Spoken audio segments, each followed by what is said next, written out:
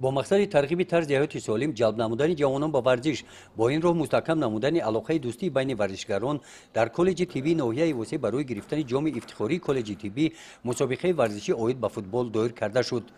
مسابقه مذکور در دایره چوربینی ها بخشیده به اعلان گردیدن روز جهانی بازی فوتبال و ماهواره جوانان به استقبال روز جوانان تاجیکستان طبق نشر چوربینی های ماموریت کالج طبی ناحیه وسه در میدان ورزشی نزد مؤسسه راه اندازی گردیده.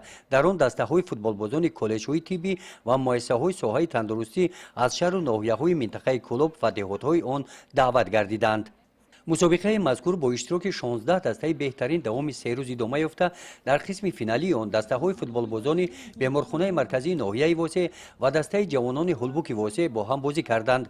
بازی خیلی شوق‌آور گذشته با حساب 2-0 با غلبه دسته فوتبال بازان جوان هلبوک انجام یافت. در جنبش رهبریت کالج طبی ناحیه واسه در برآمدشان نزد اشتراکچیان مسابقه برای قبول گردیدن پیشنهاد رئیس فدراسیون فوتبال تاجیکستان محترم رستم امامعلی از جانب سازمان ملل متحد عاید 25 می اعلان گردیدن روز جهانی بازی فوتبال را تبریک نمودند. در چنین محیط ایدانه از نام بخش کار با جوانان و ورزش ناحیه وسه به غالبان مسابقه سپاسنامه ها تقدیم کرده شدند. از نام مؤسسه چوربینی باشد مکافات های ارزشمند تاسیس نموده ماموریت کالج طبی ناحیه وسه در محیط تنتنوی به دسته های غالب تقدیم کرده شدند.